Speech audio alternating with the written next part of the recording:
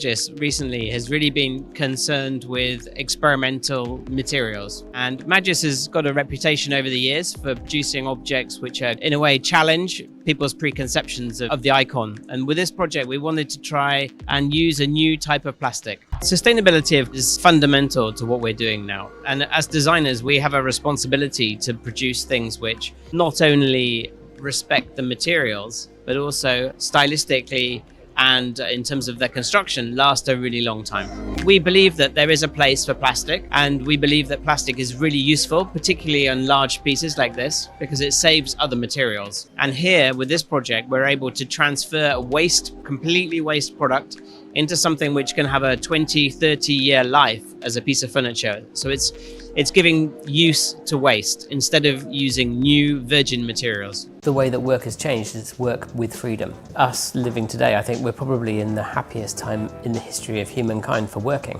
where you are able to exist as a human being and you're not just a part of a big mechanism of a company. Softwork is a seating system that we've designed for Vitra, which will replace the conventional office desk. It's completely modular and can be used in pretty much any situation. Fundamentally in the office, but also in hotel lobbies, can be in airports, and any space where you need to do a small amount of work or even a full day's work. The idea of a desk is actually not so relevant any longer, and where we're sitting right now could be, in fact we believe, is the future office. Softwork is our response or our answer to the way that technology is leading us. It doesn't matter what you do now, everybody uses a computer which has now become a smartphone or a laptop or an iPad. More or less everybody is liberated from the desk. The whole spectrum of what function is, from something which is incredibly useful, pragmatic, for purpose at one end, and on the other end there is a function, perhaps you could argue that there's an emotional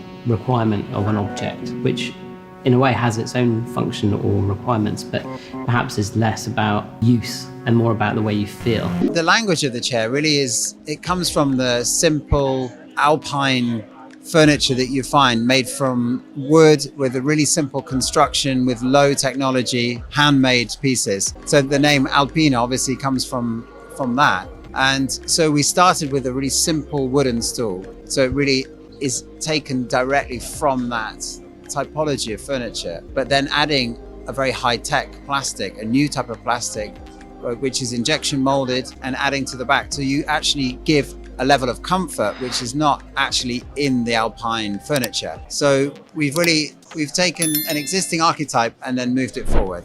In 1992, we met at the Royal College of Art studying something, and yeah, we just became friends very quickly, quite like-minded characters, especially compared to a lot of the other people on the course. And we became good friends, and we started working together at college. Some college projects and some projects outside of college. And you said 92, so it's actually your anniversary this year. Is it? Yeah, there you go. Yeah. How many years is that actually? That's 92, Jesus, 30 years. Yeah. Oh my God. Yeah, 30 years. 30 years, and we actually still get on quite well. Yeah. Well, obviously. Yeah, it's true. I don't know. Things take time, Jay. They do.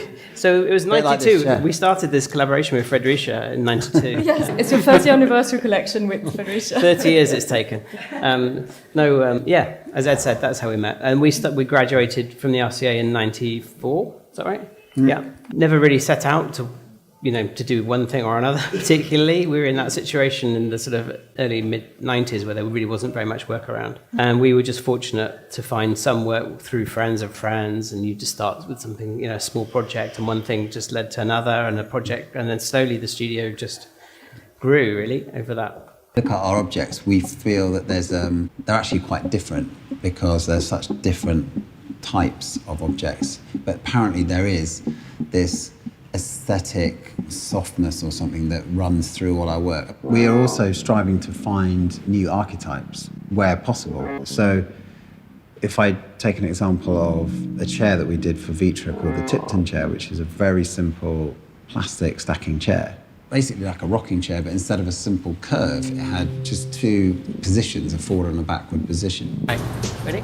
We've had many offices over the years, many studios over the years, but this one is particularly good because we're surrounded by things which are of influence from people. This is an area that's really rich and transient. We very often bump into people who we might meet in Milan or in New York. They're outside, they're queuing for a coffee on the street. And so that promotes this idea of serendipity and chance encounter, which again is reinforced in an ideal workspace. In the last 10 years, when people have moved from working on a desk-based computer to more mobile technology, so laptops and tablets and smartphones, the way that people have worked has completely transformed because you're no longer reliant on an office chair and a large desk. It means obviously you're working on the move, you're working in places that aren't necessarily an office, so you can be working in a cafe or a hotel lobby or working from home. That has really thrown the whole design of office spaces completely open. Even in the projects that we've done, in terms of just simple home furniture and products, I find it very hard to make the connection aesthetically. With Olio, the principle right from the beginning was to create a diverse collection of objects. It's very liberating to design an experience rather than design a very small, everyday functional object. We had seen it as an opportunity of creating an experience which simply made people feel different, really physically different in the space. Disorientated, dizzy even, but at least to have an actual physical, visceral, organically. And 30 years later, here you are. Yeah.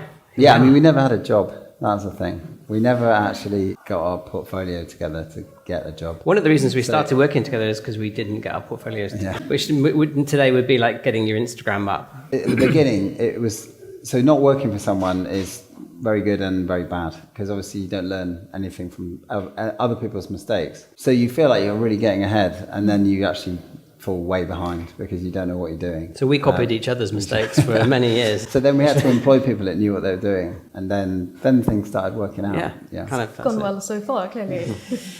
Yeah. And since we're in the Fredericia showroom, I'm kind of assuming that most people in here know a little bit about Fredericia, but Rasmus, if you could just tell us a bit about the brand and the history. Yeah, Fredericia is a fairly old company. It's from 1911, and it's one of the old pillars in Danish design. And it's a family company, and I'm the third generation of the company. So that's my way into the company. We have always represented a certain corner of Danish design that has evolved around the work of Børge Mogensen. My grandfather had a very, very close relationship with him. So what's fascinating about travel is you get to understand and experience how different cultures through history have resolved the same fundamental problems. Travel gives you an insight into culture, and so your or our kind of shared sense of references is built up on that.